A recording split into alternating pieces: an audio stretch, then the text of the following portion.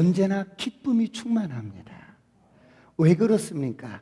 하나님 나라는 먹고 마시는 것이 아니라 오직 성령 안에서 의와 평강과 희락이기 때문입니다. 그래서 복음을 가진 자는 기쁨이 충만해야 합니다. 성령의 사람은 기쁨으로 충만해야 합니다. 만약 우리 안에 기쁨이 없다면 이것은 성령 충만이 아닙니다. 오늘 여러분 안에 있는 모든 어둠은 묶임을 얻고 떠나갈지어다. 성령으로 충만하시길 축원합니다.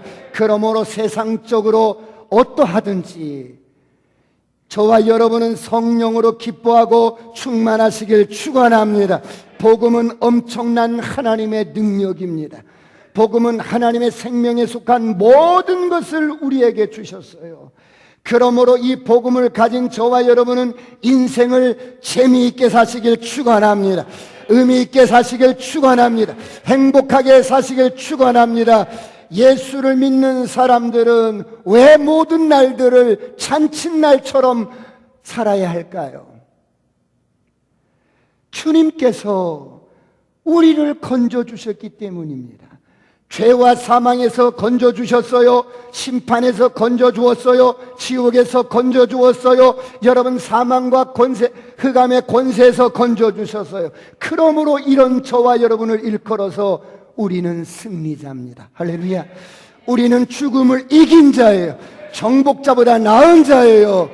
이런 정체성을 가지고 살아가면 우리 인생은 날마다 축제로 살아갈 줄 믿습니다. 누구 때문에 불행한 게 아니에요. 무엇 때문에 불행한 게 아니에요. 여러분, 고난의 바람이 불어와도 이런 복음을 갖고 정체성을 가진 자는 요동치 않습니다. 그러므로 잠언 15장 15절은 이렇게 말씀합니다. 다 같이 한번 합독합니다. 시작. 고난받은 자는 그날이 다 험악하나 마음이 즐거운 자는 항상 잔치하느니라. 고난받는 자는 그 고난받는 날들이 험악합니다. 그런데 마음이 즐거운 자는 항상 잔치하느니라. 할렐루야. 여러분의 마음이 항상 즐거우시길 축원합니다. 여러분의 마음이 항상 즐거우시길 축원합니다. 복음을 가진 사람은 환난 가운데서도 즐거워하고 고난 가운데서도 즐거워하고 세상에 어떤 바람이 불어와도 즐거워하고 마음이 즐거운 자는 항상 잔치를 하는 거예요. 복음 때문에 모든 날들이 이런 잔칫날이 되시길 축원합니다. 사랑하는 성도 여러분, 지금 원치 않게 많은 사람들이 코로나로 인하여 힘들어하고 위축되어 있습니다. 사람들을 불신하고 특히나 교회가 지탄의 대상이 되었습니다. 교회 연구소에 따르면 이 코로나가 어느 정도 잠식되면 상가 교회들 60% 정도는 문을 닫는다고 합니다. 그런가 하면 이렇게 예배 드리고 월요일날 직장인들은 출근하면 부장이나 과장이 당신 어제 교회 갔어? 주일날 교회 출석했는지 안 했는지 회사에서 체크도 합니다. 사랑하는 성도 여러분, 이럴 때 예수 믿는 사람들은 어떻게 해야 할까요? 어떤 사람은 교회를 버려요. 교회를 등집니다. 그런데 어떤 사람은 주님께 더 가까이 갑니다. 더 기도합니다. 어떤 사람은 자신의 믿음을 살펴봅니다.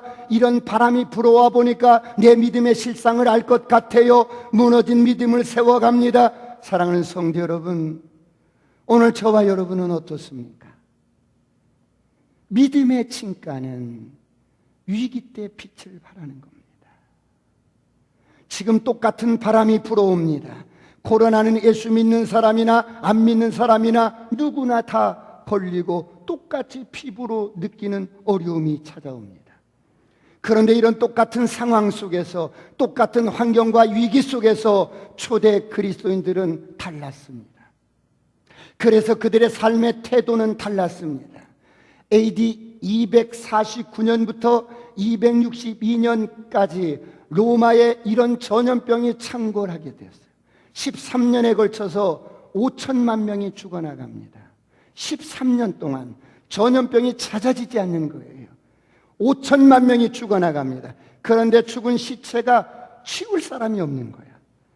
그냥 길바닥에 시체들이 널브러져 있습니다. 그런데 시체 썩는 냄새가 온 도시에 창궐합니다.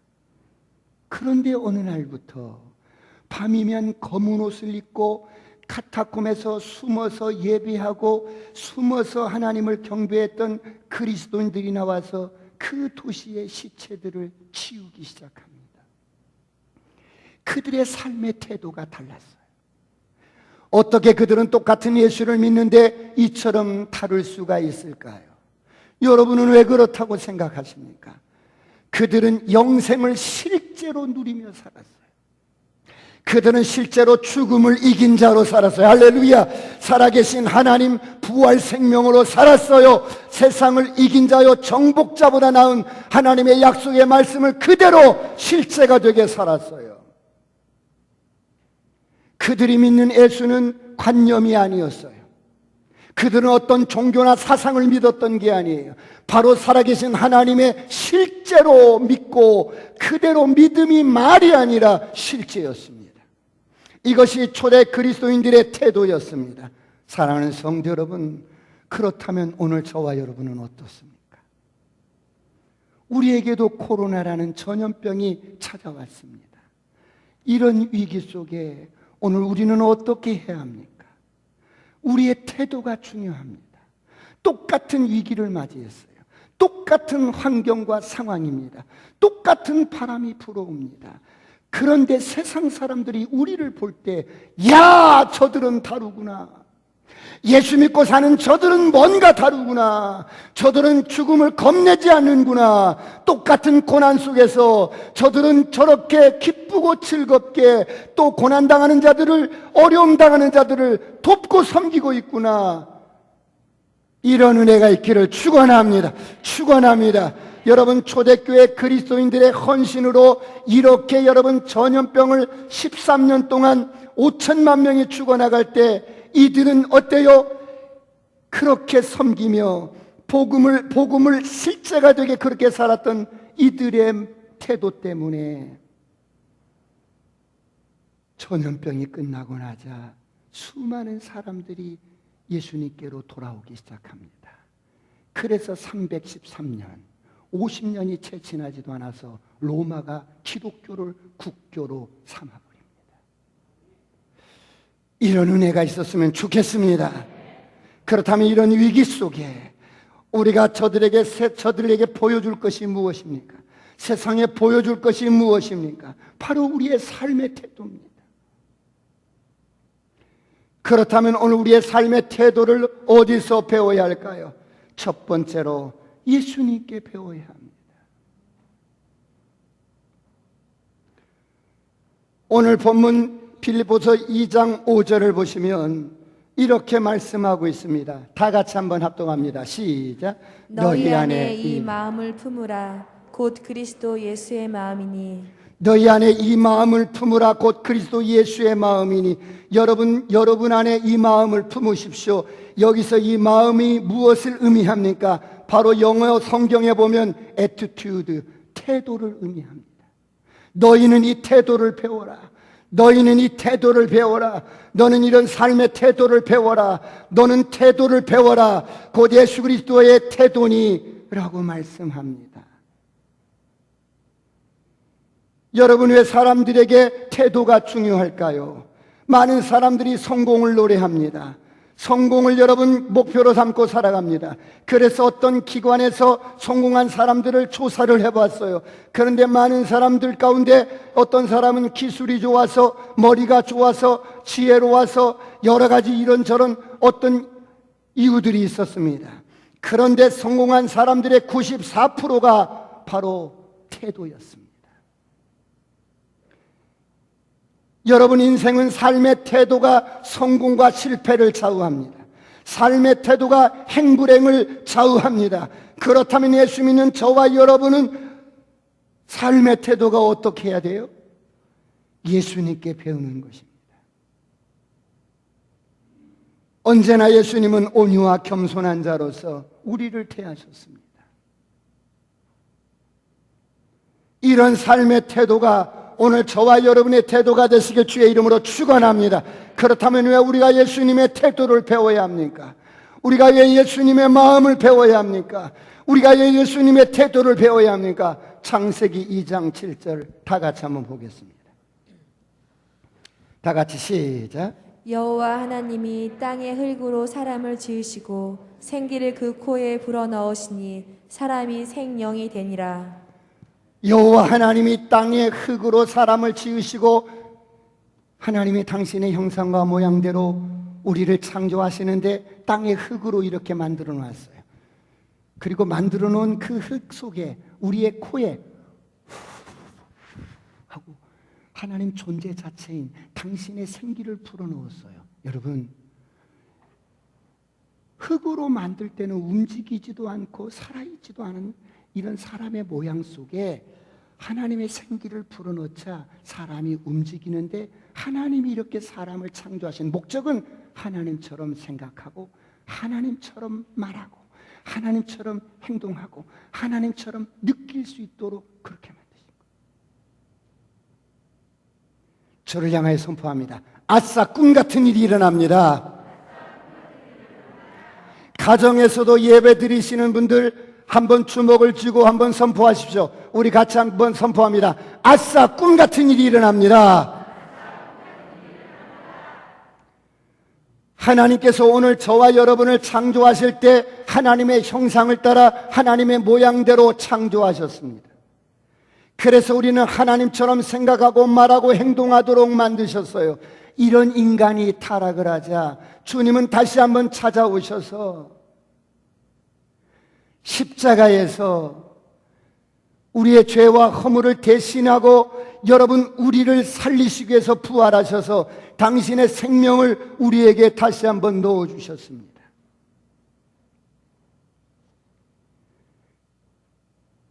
그렇다면 예수 믿고 거듭난 저와 여러분의 삶의 태도를 왜 예수님께 배워야 합니까? 거듭난 저와 여러분은 똑같은, 예수님과 똑같은 생명을 가진 자입니다. 할렐루야. 저를 따라합니다. 내 안에 예수님의 생명이 있습니다. 능력이 있습니다. 권세가 있습니다. 부요가 있습니다. 여러분, 이것은 우리의 관념이 아니에요. 영적인 실제예요. 그러므로 사람은 태도가 중요합니다.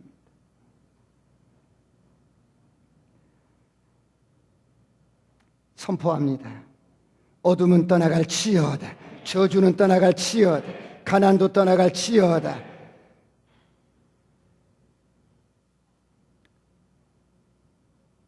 너희 안에 이 마음을 품어라.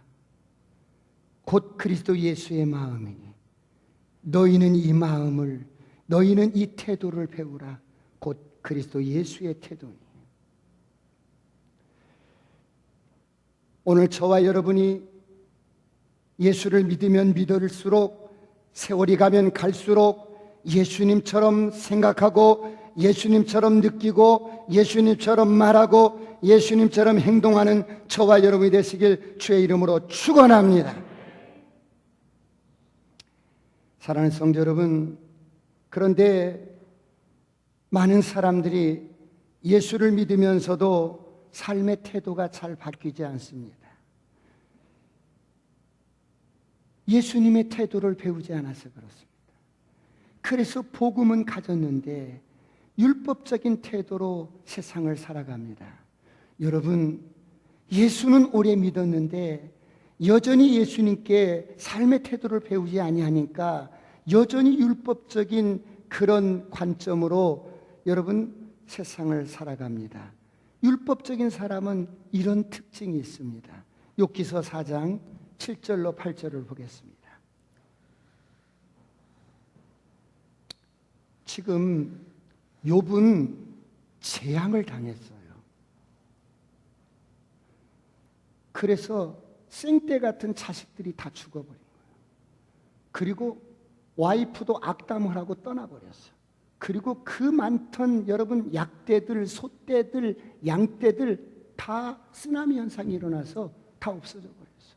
그리고 이 몸마저 성하지 않아서 여러분 그냥 완전히 인생이 망가져 버린 거예요. 이런 욥을 위로한답시고 그 절친들이 와서 하는 말들입니다. 여러분 다 같이 한번 7절을 읽어볼까요? 시작. 생각하여 보라. 죄 없이 망한 자가 누구인가? 정직한 자의 끊어짐이 어디 있는가? 내가 보건대 악을 밭갈고 독을 뿌리는 자는 그대로 거두나니. 지금 이렇게 고난당하고 재앙이 닥쳐서 완전히 여러분 망가져버린 인생에게 절친이란 이 엘리바스가 찾아와서 욥 생각해보게. 죄 없이 망한 자가 누구인가? 하나님은 공의로우신 하나님이시잖아. 당연히 뭔가 죄가 있으니까 이런 어려움이 왔지 않았을까? 정직한 자가 끊어진 것을 보았어? 뭔가 모르게 몹쓸 죄를 지었기에 이런 재앙이 자네에게 임하지 않았겠나? 욥, 자네가 바로 그런 자야. 그래서 거듭거듭 이런 재난을 겪고 있는 거야. 내가 보건대 8절을 띄워주세요. 악으로 밭을 갈고 독을 뿌리는 자는 그대로 거두는 거야. 이렇게 말하는 거죠. 8절 다 같이 한번 읽어볼까요? 시작. 내가 보건대 악을 밭갈고 독을 뿌리는 자는 그대로 거두나니. 여러분 지금 복음을 가졌다는, 예수를 믿는다는 친구들이 와서 지금 이런 이야기를 하는 거예요. 어때요? 이성적으로는 틀린 말이 아니에요. 논리적으로는 하나도 틀린 말이 없어요. 상황적으로 다 맞는 말 같아요. 죄 없이 망한 자가 누구냐? 정직한 자가 재난 당하는 거 봤느냐? 사람은 뿌린 대로 걷는 거야. 여러분 논리적으로 뭐 문제 있어요? 지금 욥은 모든 걸 다 잃어버렸어요. 거듭거듭 닥친 이 재앙 앞에서 생떼 같은 자식이 다 죽어나갔어요. 모든 걸 다 잃었어요. 그래도 그런 상황 앞에서, 그런 인생의 고난 앞에서, 바람 앞에서 지금 욥은 뭐예요? 주님, 주신 이도 당신입니다. 취하신 이도 당신입니다. 이렇게 고백하고 있는 욥에게 믿음 좋다는 친구들이 와서 지금 이렇게 말하고 있는 거예요.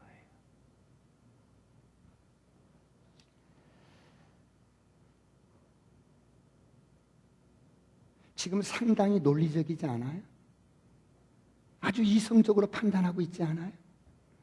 은근히 욥을 정죄하고 있습니다. 악으로 밭을 갈고 독으로 뿌리는데 다치는 대로 거두는 거야. 사랑하는 성도 여러분, 오늘 여러분은 어떻습니까?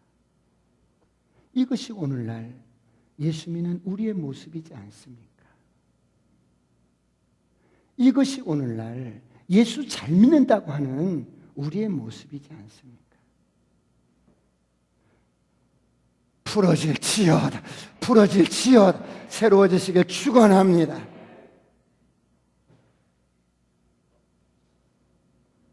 사랑하는 성도 여러분, 유한한 인생이 어찌 하나님이 하시는 일을 다 할 수 있겠어요? 그렇다면 오늘 우리는 어떻게 살아야 합니까? 두 번째, 믿는 자답게 살아야 합니다.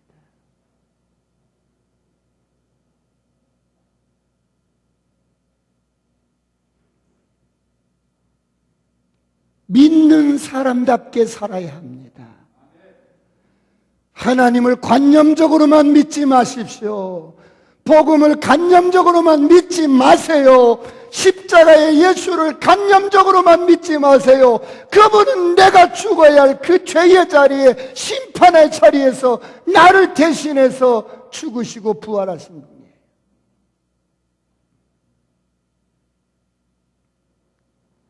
그러므로 그 예수 그리스도를 믿고 거듭난 저와 여러분은 영적인 바른 태도로 살아야 합니다.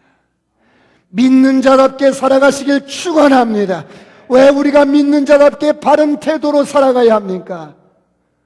우리가 여러분 바른 태도로 산다면, 믿음으로 바른 태도로 산다면 하나님 앞에 여러분 섰을 때 생각지 못한 상금과 면류관이 예비되어 있기 때문입니다. 우리가 인생 죽으면 끝나는 것이 아니라 반드시 우리는 하나님 앞에 서서 우리 행위를 심판받게 되어 있어요. 계시록 20장 11절로 15절을 보겠습니다. 다 같이 합독합니다. 시작. 또 내가 크고 흰 보좌와 그 위에 앉으신 이를 보니 땅과 하늘이 그 앞에서 피하여 간데 없더라. 또 내가 보니 죽은 자들이 큰 자나 작은 자나 그 보좌 앞에 서 있는데 책들이 펴 있고 또 다른 책이 펴졌으니 곧 생명책이라. 죽은 자들이 자기 행위를 따라 책들에 기록된 대로 심판을 받으니 바다가 그 가운데서 죽은 자들을 내주고 또 사망과 음부도 그 가운데서 죽은 자들을 내주매 각 사람이 자기의 행위대로 심판을 받고 사망과 음부도 불못에 던져지니 이것은 둘째 사막 곧 불못이라. 누구든지 생명책에 기록되지 못한 자는 불못에 던져지더라. 죽은 자들이 자기 행위를 따라서 심판을 받는데 누구든지 생명책에 기록되지 못한 자들은 지옥 불못에 그냥 던져집니다. 여러분 12절을 띄워주십시오. 창세 이래로 아담으로부터 시작해서 지구가 끝나는 그날까지 모든 사람들이, 여러분 죽은 자들이 큰 자나 연세가 많이 천수를 누려서 죽은 자나 작은 자나 뭐 신분의 고와 막론 없이 여러분 그 보좌 앞에 하나님 앞에 최후의 심판의 자리에 씁니다. 책들이 펴 있습니다. 그런데 또 다른 책이 펴졌어. 이 책은 생명록이요, 이 책은 행위록이 이렇게 있어요. 자, 그런데 오늘 저와 여러분은, 생명록에 기록된 저와 여러분은 이 백보자 심판 앞에 딱 서면 하나님께서 우리를 심판하시는데 어떤 심판을 하시냐면, 여러분 수많은 구원받은 하나님의 백성들 앞에서 여러분들에게 면류관과 상금을 수여하는 그런 심판이에요.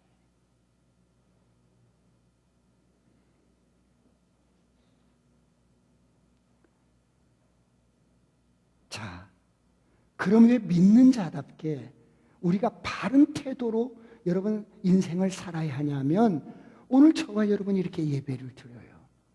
똑같은 한 시간을 드려요. 똑같이 예배를 드리지만 어떤 사람은 하나님께 여러분 마음의 전부를 드려서 드리는 사람이 있어요. 마음의 전부를 드려서 하나님을 예배하는 사람이 있어요. 그런데 어떤 사람은 마음을 반씩만 드리는 거예요.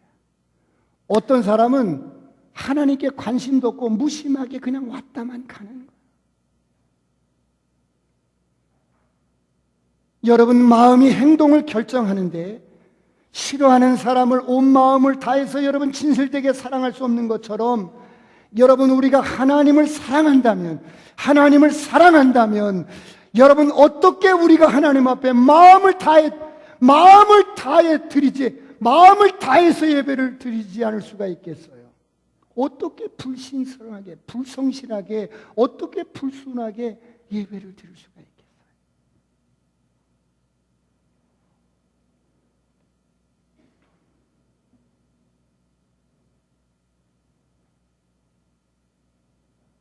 믿는 자답게 바른 태도로 주님을 예배했으면 좋겠어요. 이렇게 같이 예배를 드리지만 어떤 분은 피가 이렇게 멈출 줄 알았으면 빨래를 널고 온 건데, 몸은 여기에 와 있어도 마음을 다 드리지 않으니까 별별 생각들을 다 하시는 거예요.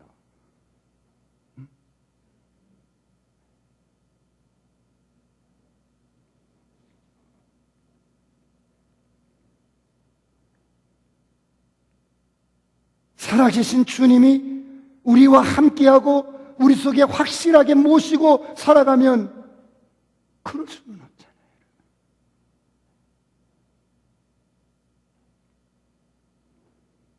사랑하는 성도 여러분, 우리가 어떤 일을 하는 어떤 모양보다는, 어떤 행위보다는 정말 더 중요한 것은 우리의 마음의 태도예요. 하나님은 우리의 중심을 보시기 때문입니다. 할렐루야.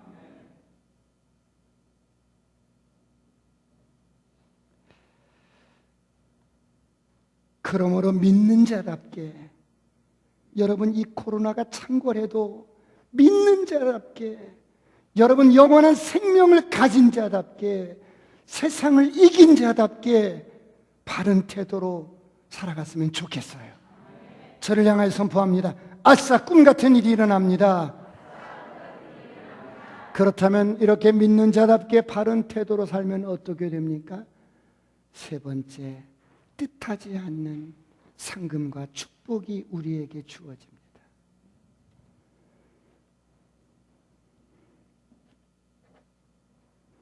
사무엘상 30장 24절로 25절을 보겠습니다. 뜻하지 않게 어떤 상금과 축복이 주어지냐면, 지금 다윗과 그 일행들이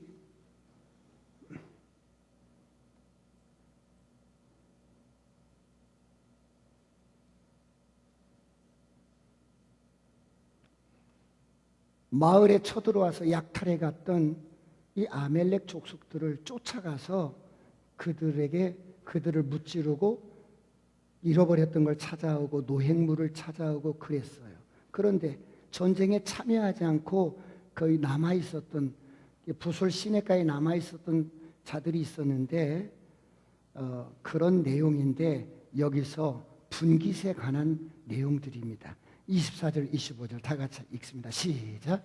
이 일에 누가 너희에게 듣겠느냐? 전장에 내려갔던 자의 분깃이나 소유물 곁에 머물렀던 자의 분깃이 동일할지니 같이 분배할 것이니라 하고, 그날부터 다윗이 이것으로 이스라엘의 율례와 규례를 삼았더니 오늘까지 이르니라. 무슨 내용이에요? 지금 다윗이 이끄는 군대가 전쟁터에 나가서 싸우는 자가 있는가 하면, 어떤 자는 남아서 소유물 곁에서 지키는 자들이 있어요. 이때 전쟁터에 나가서 싸웠던 그 병사들이 돌아와서 전쟁의 노획물들과 여러 가지 분깃을 나누게 되는데, 전쟁에 나가서 직접 싸웠던, 다윗과 함께 싸웠던 사람들이 이런 컴플레인을 하는 거예요. 잠깐만! 우리는 전쟁에 나가서 목숨 걸고 싸웠습니다. 이 전리품과 노획물들, 이것들은 다 직접 전쟁에 나가서 싸운 사람들만 나눠 가져야 합니다. 저들은 싸움에 동참하지도 않고 그냥 소유물 곁에서 지키고 있었으니까 저들 몫은 없습니다. 여러분 안 그렇습니까? 얼마나 이성적이고 합리적입니까? 그래야 마땅합니다. 이러고 나오는 거예요.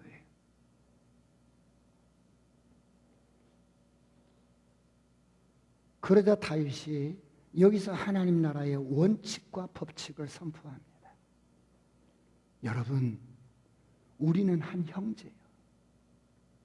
우리는 한 지체입니다.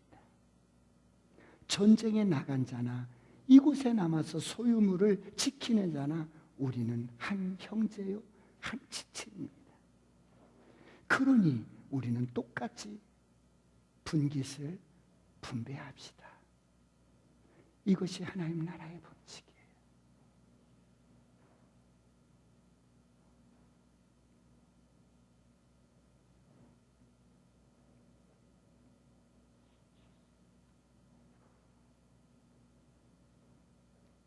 다윗이 이때 세우고 선포한 이 규례가 이스라엘의 규례와 율례로 그냥 오늘까지 이르게 돼 있어요. 세상 논리는 그러지 않잖아요. 여러분, 다윗은 이 땅에 오실 예수 그리스도의 모형입니다. 그날부터 다윗이 이것으로 이스라엘의 율례와 규례를 삼아서 오늘까지 이르게 되었습니다. 이것이 무슨 말씀이에요? 오늘날 우리가 섬기는 교회에도 여전히 적용이 된다는 의미예요.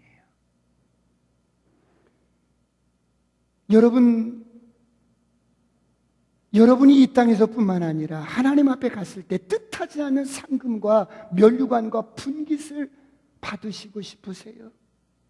그러면 우리의 태도가 중요한 거예요.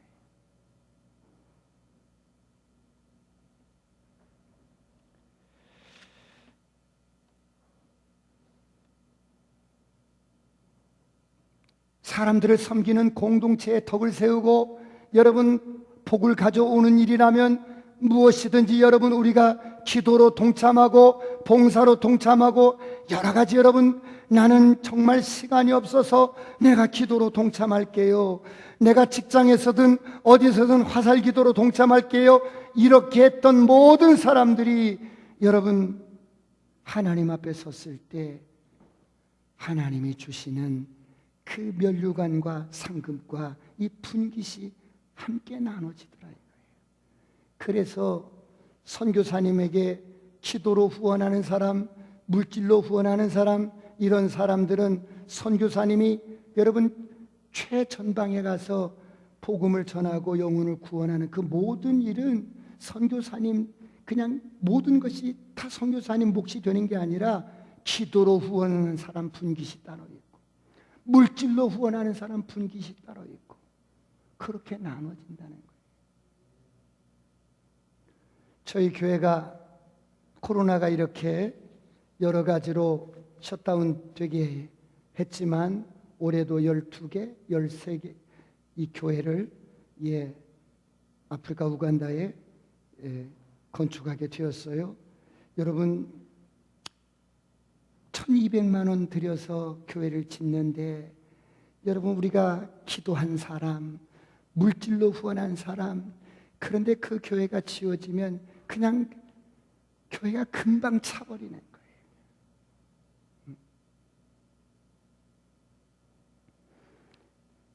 교회에서 실시하는 모든 사역을 통해서 여러분들이 무관심하지 마시고 어떤 형태로든지 여러분 믿는 자로서 동참하기를 주의 이름으로 축원합니다.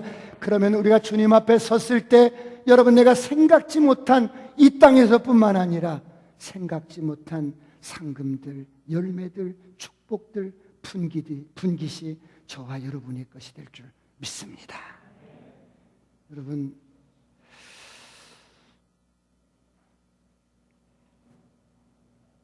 교회에서 주중에 소그룹으로 모이면 위법이 돼서 300만 원씩 벌금을 때리고 카페에서 모이면 괜찮고 교회라는 건물에서 모이면 안 되고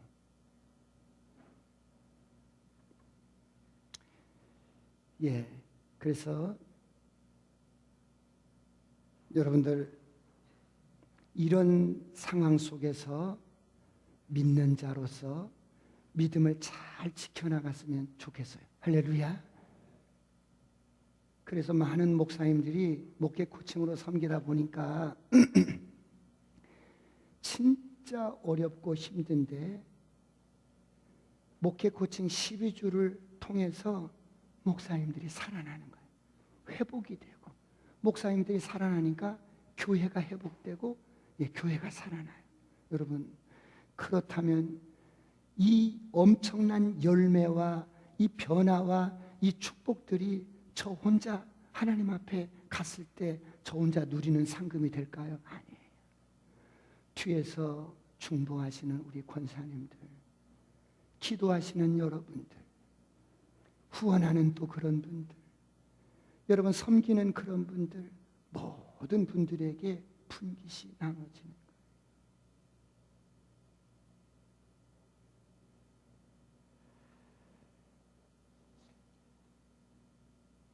그러므로 이렇게 상황적으로 어려울 때 정말 사역자들을 위해서 기도해 주시길 주의 이름으로 축원합니다.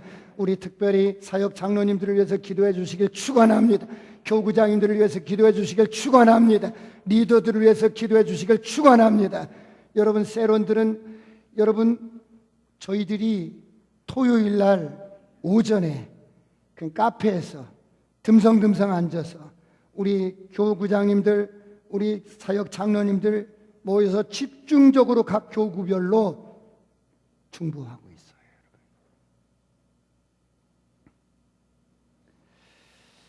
코로나를 통해서 잘 우리가 극복해 나가고 믿음으로 극복해 나갈 때 반드시 하나님이 이 코로나 끝날 무렵에는 하나님께서 수많은 영혼들이 그래, 진짜 이런 죽음의 바람 앞에 인간의 생명이 아무것도 아니구나, 주님께로 돌아오는 놀라운 일들이 일어났으면 좋겠어요. 그래서 우리가 힘들어도 서로 격려해주고 위로해주고 만나면 힘을 주고 하이파이브하고 그냥 서로 여러분 돕고 기도해주고 세워주시길 주의 이름으로 축원합니다. 기도하시겠습니다.